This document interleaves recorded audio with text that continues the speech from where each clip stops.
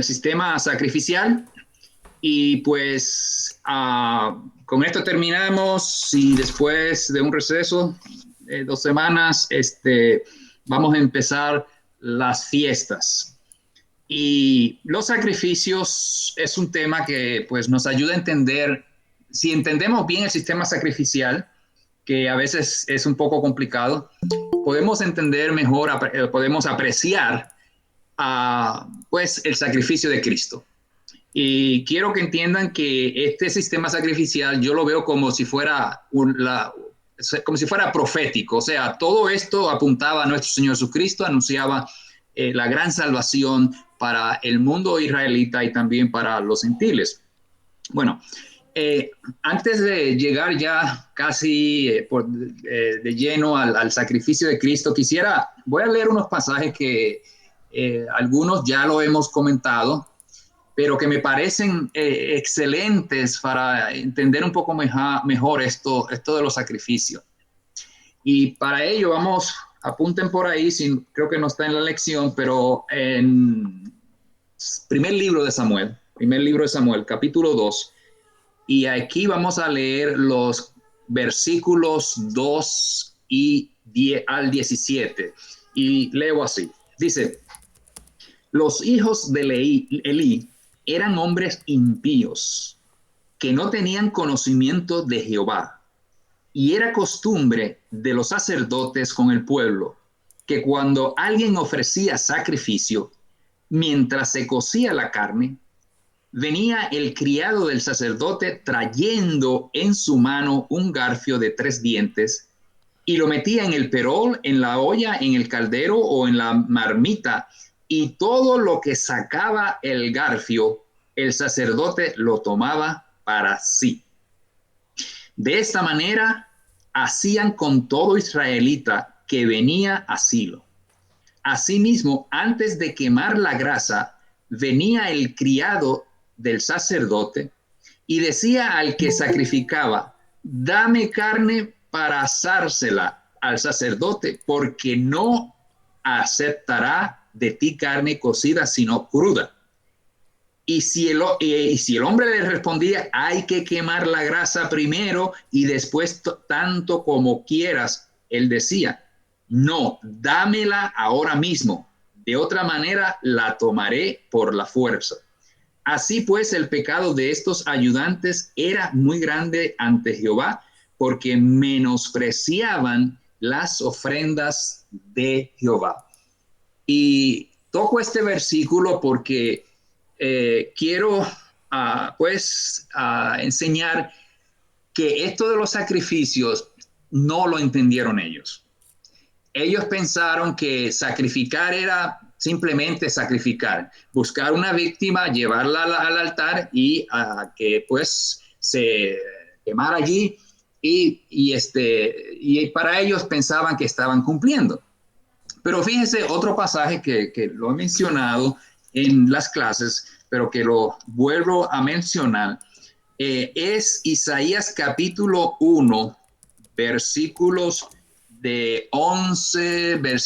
11 y 12. Mire, dice: ¿para qué me sirve, dice Jehová, la multitud de vuestros sacrificios?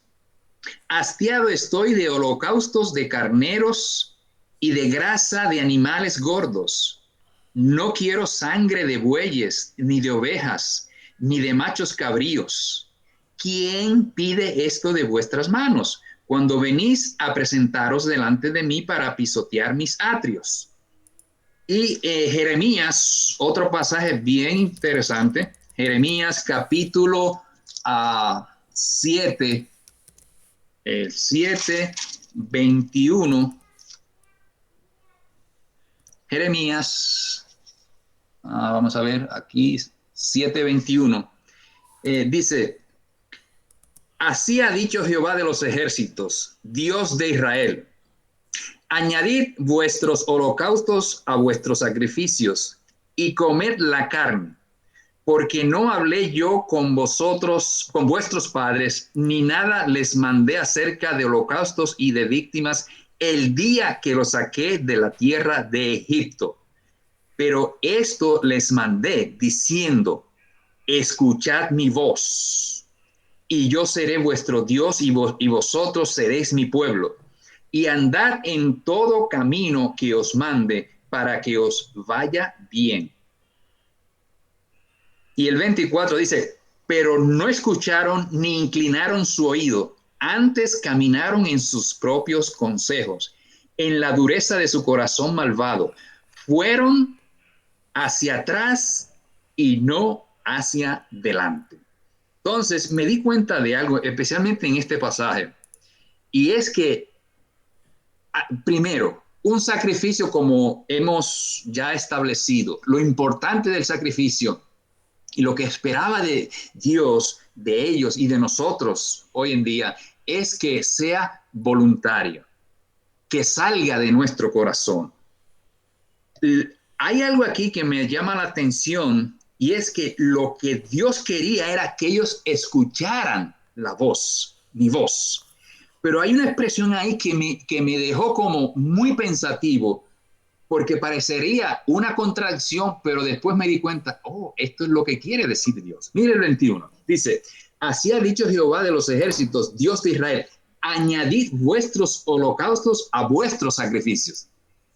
Si se acordarán ustedes que cuando discutimos lo que es un holocausto, es una ofrenda donde simboliza la total dedicación a Dios. Entonces, añadir parece una expresión del escritor de que añadieran dedicación, total dedicación al sacrificio, que no fuera algo por obligación o porque pensar que estaban haciendo algo buenísimo para Dios, simplemente porque buscaban sacrificios y los hacían y estaban cumpliendo. Mas, sin embargo, Dios les recuerda que desde que ellos empezaron, nacieron como pueblo de Dios, lo que Dios quería en realidad era que ellos le escucharan. Quizás ellos estaban acostumbrados a un ídolo, porque el ídolo no entiende, no escucha. Pero Dios realmente quiere que le escuchen. Y eso es lo que Dios está demandando. El sacrificio tiene que ser algo que sea voluntario, que sea de corazón. Mire, en la Biblia, me doy cuenta de esto, en la Biblia siempre que Dios demandó una ofrenda y el pueblo la dio voluntariamente, siempre fue, en Éxodo, en el capítulo 36, habla que cuando Dios le dijo al pueblo que le dieran ofrenda de lo que tenían, tuvo que parar la ofrenda porque era demasiado. Entonces, ¿se acuerdan aquel pasaje que leímos que me encantó? Ese pasaje de David que habla también de los sacrificios antes de construir el templo. Es un pasaje, hoy lo estaba viendo, y todo el capítulo 29. El capítulo 29 de Primera de Crónicas. Un excelente, pero excelente pasaje. Mire lo que dice este pasaje. Primera de Crónicas. Primera de Crónicas, el capítulo 29. Entonces, en este capítulo 28, 29, es cuando ya David se está despidiendo de Salomón y le está dando instrucciones. Y entonces, fíjese lo que dice el versículo. Leo el versículo 1 del capítulo 29 de Primera de Crónicas. Dice, después dijo el rey David a toda la asamblea, solamente a Salomón, mi hijo, ha elegido Dios. Él es joven y tierno de edad, y la obra grande, porque la casa no es para un hombre, sino para Jehová. Entonces voy a leer desde el 9. Se puede leer, bueno, desde el 9, quizás podemos leer desde un poco arriba, bueno, del 6 dice, entonces los jefes de familia, los príncipes de las tribus de Israel, jefes de millares y de centenas, con los administradores de la hacienda del rey, ofrendaron que voluntariamente. Entonces en el 9 dice, y se alegró el pueblo por haber contribuido voluntariamente, porque de todo corazón ofrendaron espontáneamente a Jehová. Entonces dice el 10 en adelante, asimismo se alegró mucho el rey David y bendijo a Jehová delante de toda la congregación y dijo David, bendito seas tú, oh Jehová, Dios de Israel, nuestro Padre, desde el siglo y hasta el siglo.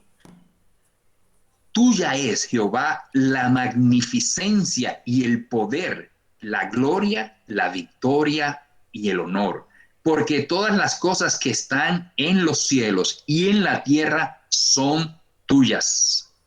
Tuyo, Jehová, es el reino y tú eres excelso sobre todos. Las riquezas y la gloria proceden de ti y tú dominas sobre todo. Y en tu mano está la fuerza y el poder. Y en tu mano el dar grandeza y poder a todos. Ahora pues, Dios nuestro, nosotros alabamos y loamos tu glorioso nombre, porque ¿quién soy yo y quién es mi pueblo para que pudiéramos ofrecer voluntariamente cosas semejantes? Pues todo es tuyo y de lo recibido de tu mano te damos, porque nosotros extranjeros y advenedizos somos delante de ti, como todos nuestros padres y nuestros días sobre la tierra, cual sombra que no dura. Jehová Dios nuestro, toda esta abundancia que hemos preparado para edificar casa a tu nombre, de tu mano procede y todo es tuyo. Yo sé, Dios, que tú escudriñas los corazones y que la rectitud te agrada. Por eso yo con rectitud de mi corazón voluntariamente te he ofrecido todo esto. Y ahora he visto con alegría que tu pueblo reunido aquí ahora ha dado para ti espontáneamente. Y esto es lo que yo quiero enfatizar, hermanos, que nuestra relación con Dios debe ser de esa manera, que nosotros no tratemos de sentir que estamos siendo obligados para hacer algo en la obra del Señor. Mire, esta semana, desde hace una semana y esta semana, me llama un hermano de México, de allá del norte de México, y ellos están pues haciendo una obra, o conocen a un hermano que está en la Huasteca Potosina, por allá por una sierra, y unos hermanos que no tienen edificio. Entonces él me llamó hace como semana y media y me dice, hermano, hay una necesidad aquí, estos hermanitos no tienen un edificio, viven un poco lejos en la tierra, allá en la sierra, y pues si nos puede ayudar. Yo le dije, bueno, está bien, yo le puedo ayudar con tanto. Y entonces me dijo, me dijo, yo voy por acá en Sinaloa, en el norte de México, a hablar con las iglesias. Y entonces me llama 2 días después y me dice, hermano, recogimos más de lo que necesitan los hermanos allá. Eso fue tremendo, tremendo. Entonces, yo conocí al hermano de allá, de San Luis Potosí, en la sierra, por WhatsApp, y le mandé el dinero. Me dijo, mándeselo directo allá. Y entonces, pues, el hermano muy agradecido me dejó un mensaje hermoso, y entonces ya esta semana, el lunes, empezaron a construir. Y entonces, pues todas las mañanas me manda fotos de lo que están haciendo diariamente. Y yo veo los hermanitos cómo están haciendo, bueno, van, pero están trabajando increíble, ¿verdad? Y yo digo, qué hermoso es cuando el pueblo le da a Dios ofrendas voluntarias. Sucede una cosa, hermanos, una cosa muy importante: Dios la multiplica. Amén y amén. Hermanos, una introducción que les he dado para entender que lo importante es lo voluntario en una ofrenda. Y eso lo vamos a ver, que eso mismo sucedió con nuestro Señor Jesucristo, y lo vamos a ver en Hebreos. Entonces, en el Antiguo Testamento se hacían sacrificios, pero esto, como dije, era como algo profético, algo simbólico, porque simbolizaba, apuntaba hacia el sacrificio de nuestro Señor Jesucristo. Y recordemos que todos aquellos sacrificios, como dice el autor de Hebreos que todos aquellos sacrificios era simplemente como un memorial, un recordatorio de sus pecados, porque no se perdonaban los pecados. Segundo, los pecados, porque sí hay pasajes en Levítico, como vimos en la discusión de los sacrificios, diferentes sacrificios, que sí se perdonaban los pecados, pero eran pecados involuntarios, como cuando usted se le olvida algo y usted no lo hizo a propósito, simplemente que entre el ajetreo, pues se olvidó, pues es una culpa, pero en realidad la Biblia habla de que es un pecado involuntario. Y ese es el tipo de pecado que se perdonaba. Algunas personas piensan que sí, dice la Biblia ya que se perdonaban los pecados, pero en el Nuevo Testamento, especialmente en Hebreos, dice que no. Entonces, ¿cómo eran los pecados perdonados? Bueno, como dice el dicho, alguien tiene que cargar con la cuenta, pagar el bill. Dice Hebreos 9:15, interviniendo muerte para la remisión de los pecados cometidos bajo el primer pacto. Entonces, vamos a ver un pasaje que nos ayuda a comprender el sacrificio de nuestro Señor Jesucristo, y es Segunda de Corintios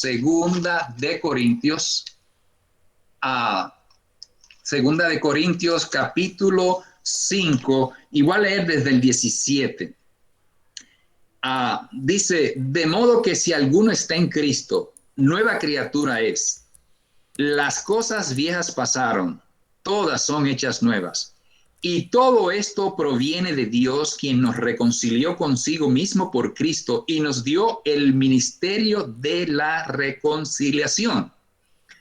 ¿Cuál es este misterio? Versículo 19 lo dice. Dice, Dios estaba en Cristo reconciliando consigo al mundo, no tomándoles en cuenta a los hombres sus pecados, y nos encargó a nosotros la palabra de la reconciliación. Así que somos embajadores en nombre de Cristo, como si Dios rogara por medio de nosotros. Os rogamos en nombre de Cristo, reconciliaos con Dios. Al que no conoció pecado, por nosotros lo hizo pecado, para que nosotros seamos justicia de Dios en él. En otras palabras, es que con el sacrificio de nuestro Señor Jesucristo, nosotros somos declarados justos. Es decir, justicia de Dios, la justicia de Dios, cuando se aplica a nosotros, quiere decir que nadie nos puede acusar de pecado, de que somos pecadores, porque ya en realidad físicamente vamos a decir, pecamos, pero para Dios nosotros somos sin mancha. Como dijo Isaías, ya no me acordaré más de tus pecados. Así que en este pasaje, fíjese que aquí habla de esa reconciliación. Dios tuvo misericordia del mundo, le perdonó todos los pecados en la cruz cuando Cristo estaba muriendo. Así que los pecados cometidos bajo el Antiguo Testamento y los que hemos cometido nosotros, Dios los perdonó en la cruz. Estaba reconciliando al mundo consigo mismo, con Dios mismo. Entonces, hermanos, y yo creo que ya he explicado esta expresión, cuando nosotros tomamos la mesa del Señor, dice la palabra de Dios, cada vez que comamos de este pan, partir el pan, es una expresión de allá muy cultural, que cuando allá en el Medio Oriente, cuando dos enemigos se reconcilian, vuelven a ser amigos, parten el pan. Quiere decir que están unidos nuevamente, comen del mismo pan.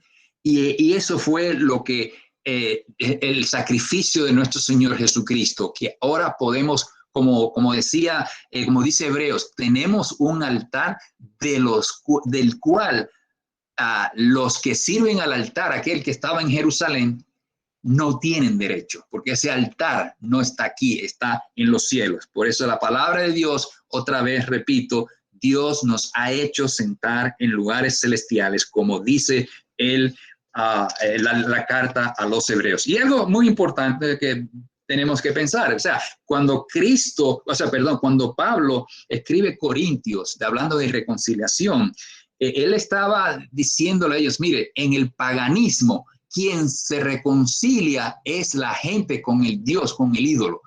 Dios es de otra manera, es Dios reconcilia. En vez de nosotros reconciliarnos con Él, Él nos reconcilia.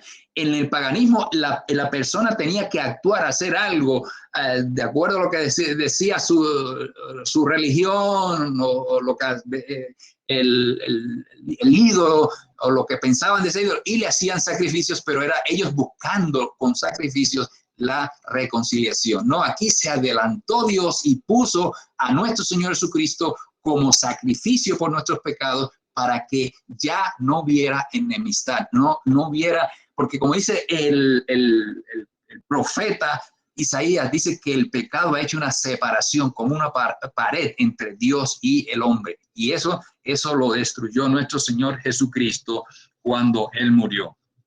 Entonces,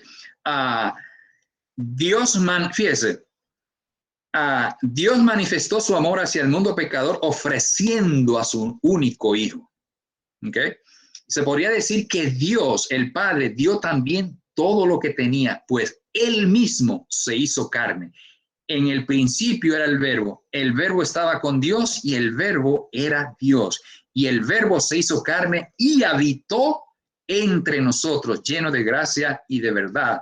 Y vivió en su gloria como la del unigénito el unigénito del Padre. Entonces, esto de que habitó entre nosotros es el concepto de tabernáculo, del tabernáculo. Cuando estudiemos las fiestas, vamos a volver a esto porque en los tabernáculos ocurre algo bien interesante cuando se hacían aquellas casuchas.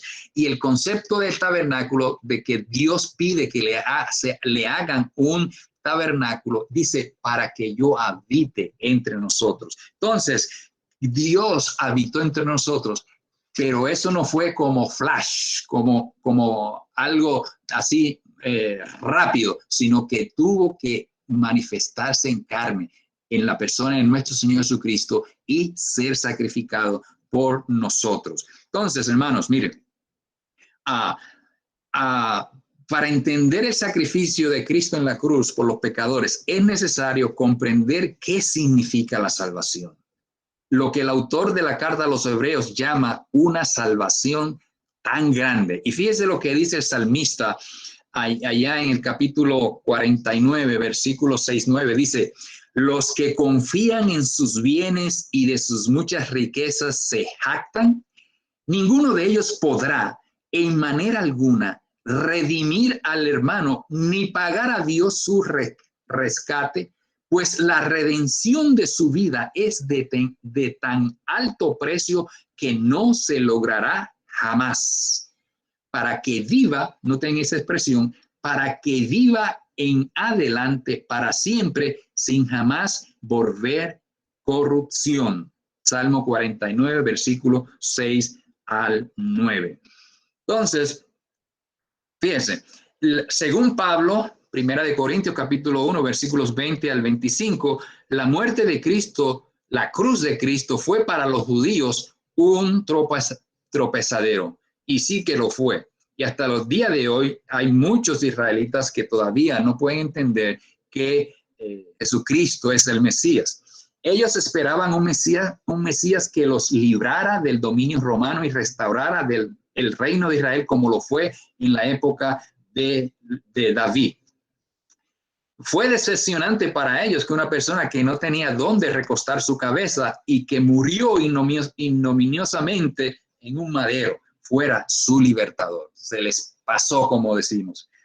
Así que a Cristo, que no conoció, Dios lo hizo por nosotros, por amor a nosotros, lo hizo pecado.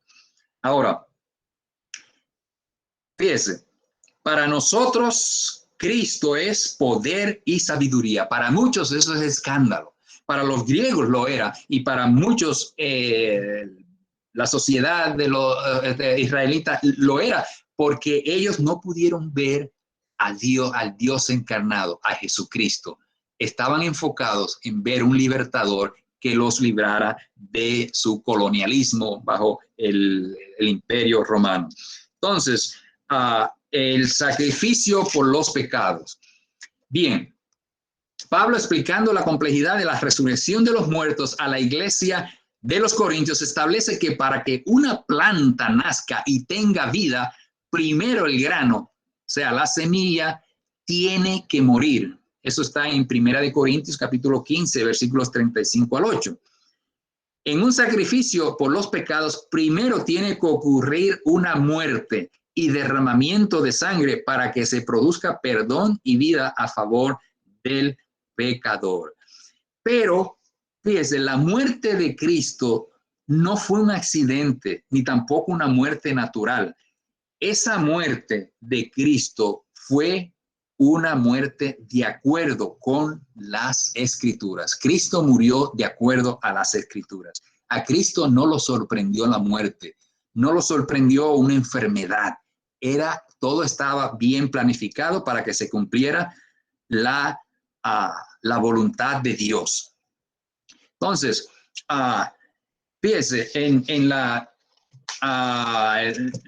cena del Señor, nosotros que hacemos cada primer día de la semana, la cena del Señor nos recuerda esa muerte. El fruto de la vid nos hace visualizar esa sangre roja como el carmesí, y el pan nos hace recordar el cuerpo del unigénito clavado en la cruz, gimiendo, implorando a quien le podía socorrer, el Padre de las luces, que en ese momento, por su gran amor hacia el pecador, tenía que negarse al ruego de su amado Hijo. O sea, Dios tuvo que decirle: no te puedo ayudar. Imagínense el dolor que nos da a nosotros cuando los hijos nos piden algo y nos ha pasado, quizás ahora tenemos, quizás en un tiempo pues no teníamos, y si nos pedían algo nosotros teníamos que decirle que no. Pero imagínense, bueno, yo me acuerdo, y esto como una parte, que yo me acuerdo que cuando mi niña Rocío nació, yo estaba en el colegio, y un día, un sábado, estaba bien enferma. Tenía bueno, era una fiebre que aquello no se le bajaba ni con aspirina ni con hielo. Y yo no tenía casi ni dinero. No tenía casi dinero, y yo creo que me acuerdo que hace años de eso, ¿no? Y yo me acuerdo que o sea, mi situación económica estaba que yo a veces lo que tenía era $2 en el bolsillo. Y yo me acuerdo que yo oraba a Dios pensando: Dios, que no se me enferme un hijo, porque no tenía dinero. Entonces, bueno, pues llegó el día que se enfermó, pero gracias a Dios, hermanos, que esa semana que mi nena se enfermó, yo la pude llevar a una clínica porque tenía un trabajo y más o menos con un hermano, entonces me había dado un dinero extra, y entonces pude llevarla. Y gracias a Dios, y eso fue como un milagro, llegamos el doctor se sorprendió de tanta fiebre que tenía, le tuvieron que poner y hasta hielo, una inyección de penicilina, y gracias a Dios, pues salimos de allí, la muchachita salió sin fiebre, como un milagro. Pero imagínense, cuando esos tiempos uno los recuerda, pero uno tener que decirle a un hijo: no podemos hacer esto, no te lo puedo comprar, eso duele. Pero más le dolió Dios. Mire, yo digo que Dios ha tenido, a lo mejor más, pero Dios ha tenido 2 días que yo digo son los 2 días más tristes en la eternidad de Dios, que es el primero, fue cuando el pueblo le dijo a Samuel: queremos un rey, porque para querer ser igual que todas las naciones, y que ya no querían que Dios reinara sobre ellos. Y yo cuando yo leo esa historia, yo veo que Dios le dice calmadamente le dice a Samuel: mira, Samuel, está bien, no te preocupes, no te han desechado a ti, me han desechado a mí, nómbrales un rey. Yo no sé si a ustedes les pasa lo mismo, pero yo veo como que Dios, o sea, porque en muchas cosas que Dios, en muchas historias, Dios fue fuerte, por ejemplo, con Moisés, con muchos patriarcas que Dios les reclamó, los profetas, lo mismo, ¿verdad? Pero cuando yo leo esa historia de ese rechazo de Dios como rey a Israel, que ellos le rechazan, yo leo como que hay un Dios ahí que está acongojado. Un ateo puede decir, no, pero si Dios llora, si Dios se apiada, pues ya no es Dios, porque piensan que un Dios, como que dice, un Dios militar. No, Dios es amor y el amor es sufrido. Y el segundo día es aquí cuando estamos hablando que Dios le tuvo que decir a Cristo, no. Mi palabra es que tú llegues a morir y sufrir en esa cruz. Creo yo que eso fue un día triste, porque usted decirle a un niño, no, tienes que sufrir, no te puedo comprar eso, eso es una cosa sencillita, un detalle nada más comparado con lo que Dios tuvo que pasar de decirle no al Señor. Y todo eso para que ese sacrificio se lograra y nosotros tuviéramos vida y vida en abundancia. Así que, hermanos, en realidad, lo grande que vamos a ver en este estudio es que Cristo fue voluntario a la cruz. Mire, los sacrificios eran voluntarios, era lo que Dios quería. Entonces, fíjese, a diferencia de un animal que con sus gritos incontrolables estaba declarando que no quería morir por un pecador más grande que él mismo, Jesucristo, como un cordero sin mancha, enmudeció y no abrió su boca. Isaías capítulo 53, versículo 7. Dijo, sacrificio y ofrenda no quisiste, mas me diste un cuerpo. Noten esa expresión, mediten esa expresión. No quiso un sacrificio como aquel sistema sacrificial de los sacrificios que se hacían en Levítico, ¿verdad? Pero dice, mas me diste un cuerpo. Dice, he aquí vengo, Dios, para hacer tu voluntad. En esa voluntad y deseo de Cristo de demostrar el amor tan grande que tiene Dios hacia el pecador es que somos salvos mediante su cuerpo sacrificado para siempre. Y hermanos, vamos a leer Hebreos, porque Hebreos es una carta que, si alguna carta tiene mucha información, conocimiento, sabiduría para entender el sacrificio de Cristo, es Hebreos. Hebreos capítulo 10, vamos a Hebreos, si lo encuentro por aquí ya mismo, Hebreos capítulo 10 y versículo 10.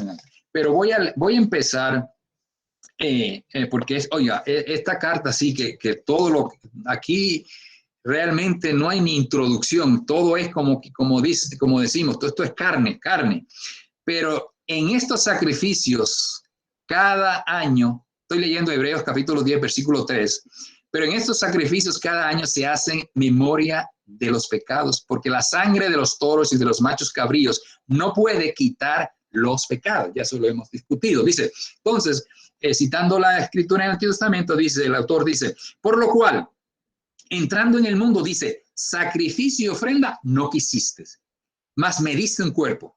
Holocaustos y expiaciones por el pecado no te agradaron. Ya eso lo hemos discutido.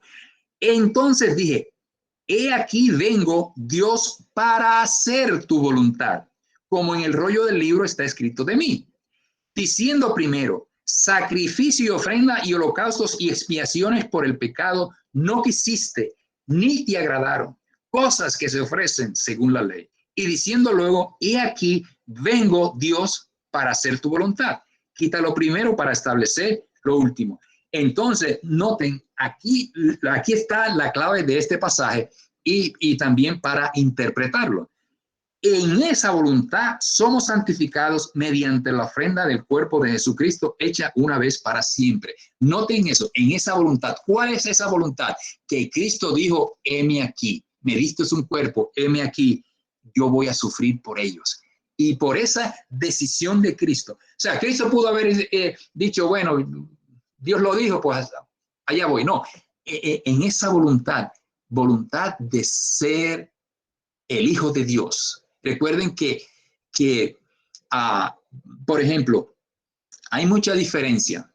En una compañía hay mucha diferencia de un jefe que se siente en la oficina enfrente de la computadora y que desde la oficina dé órdenes, versus un jefe que se levanta de la oficina y va y visita a los empleados, va por departamento, los saluda, les pregunta qué tienen, qué les hace falta. Y si va a un departamento y hay un problema, se mete en el problema y trata de ayudarles y les sirve. Vamos a decir, se baja de la silla, del trono, para venir a ver qué les sucede a cómo están sus empleados y en qué puede ayudarles. Dios tenía que venir aquí. Dios tenía que salir de su trono y lo hizo a través de nuestro Señor Jesucristo. Él vino a ver a su gente. Él se desprendió, como dicen Filipenses, ¿verdad? Que Jesucristo no estimó el ser igual a Dios.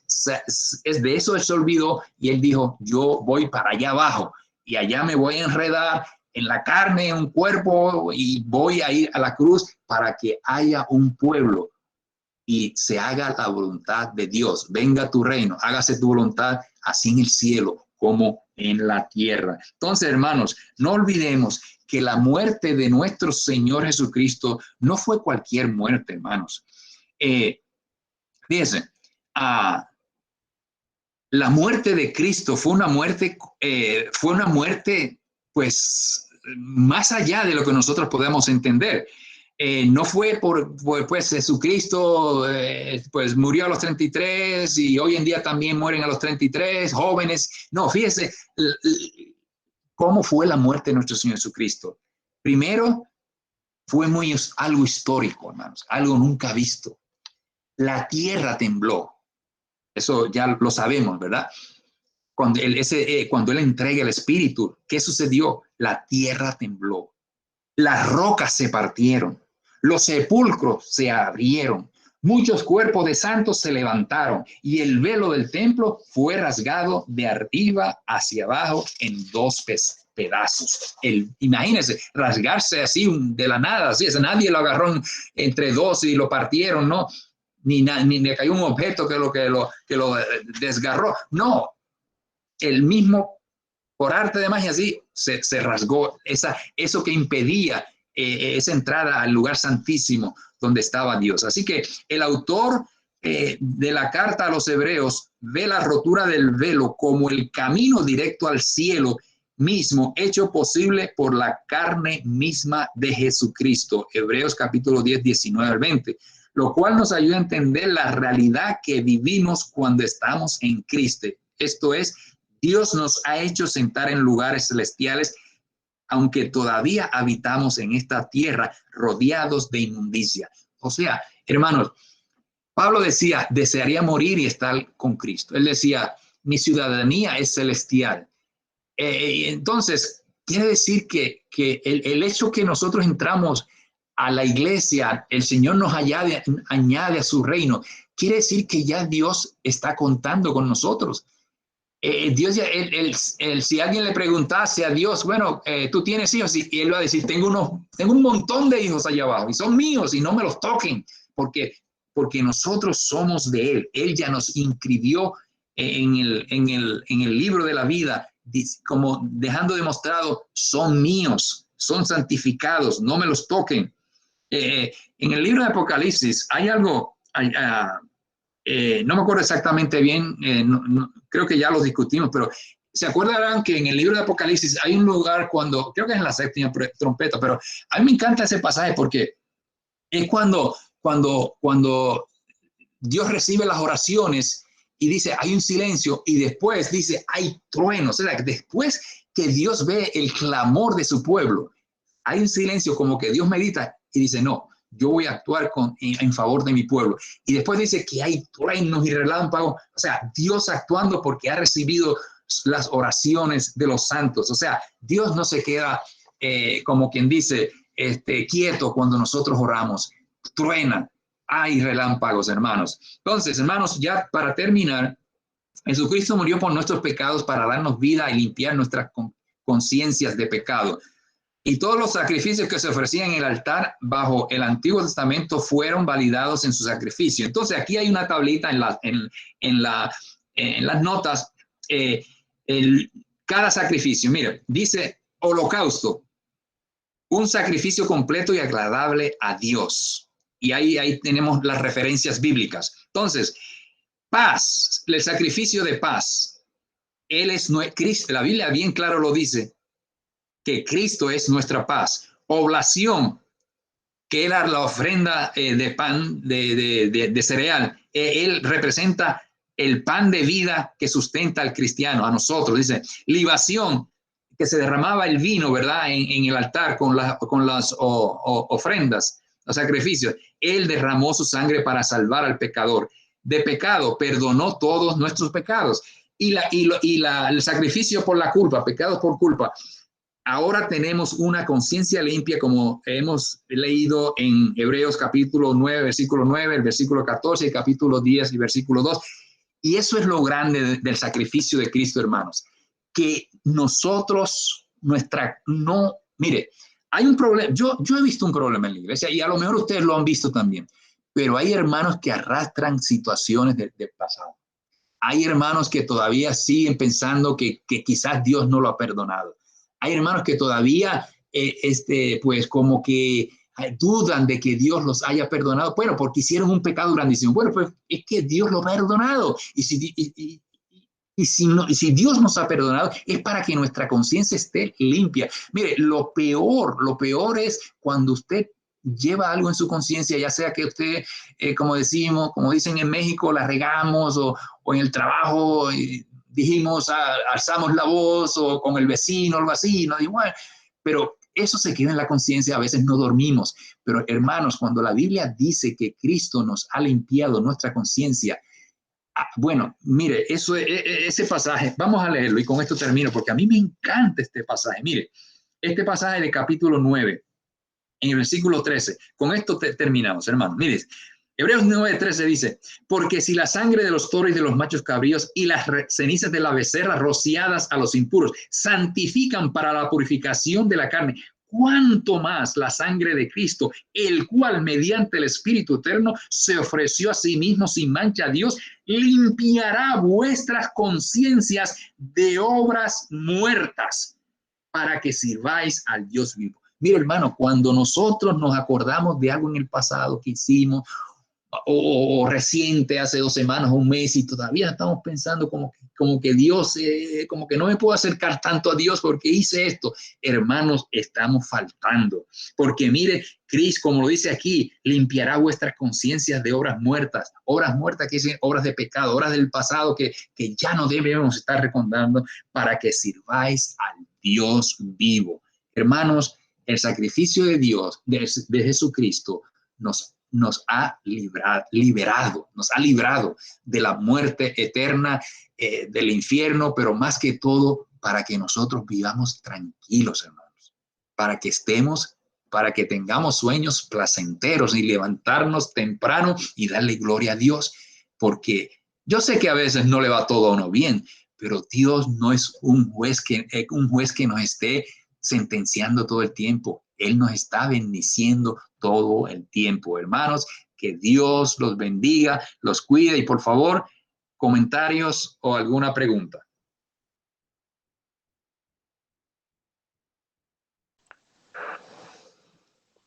Totalmente claro, hermano. Muchas gracias. Yo creía que se me habían dormido.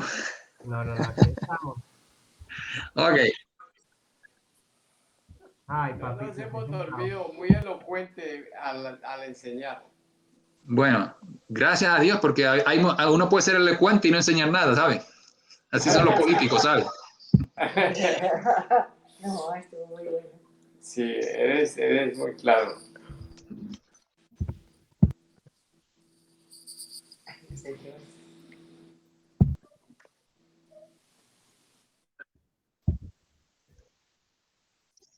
Excelente. Sobre todo la A mí el estudio, esto del sacrificio de nuestro Señor Jesucristo, yo lo acabo de comprender prácticamente dando estos estudios, se los digo, hermanos, porque yo no puedo, o sea, para mí es duro pensar que Jesucristo, así tan, como lo dice la palabra, Él quiso, decidió, y Él lo demuestra la noche antes, cuando Él sabe que al otro día lo espera la cruz, Yo me imagino cómo estaría Jesucristo, ¿no? O sea, diciendo mañana me van a bofetear, me van a apuñalar ahí con la espada. La sangre va a derramarse ahí hasta que hasta que el corazón le explotó. Es algo muy triste, ¿verdad? Pues, pero lo hizo por nosotros. O sea, yo puedo entender eso ahora mejor que antes, que simplemente decía, pues, Cristo murió por mí. Pero yo creo que ese sacrificio es una gran demostración y lo puedo apreciar mejor. Amén. Bien, hermanos, pues vamos que alguien nos dirija en oración de despedida. Hermano John, si nos hace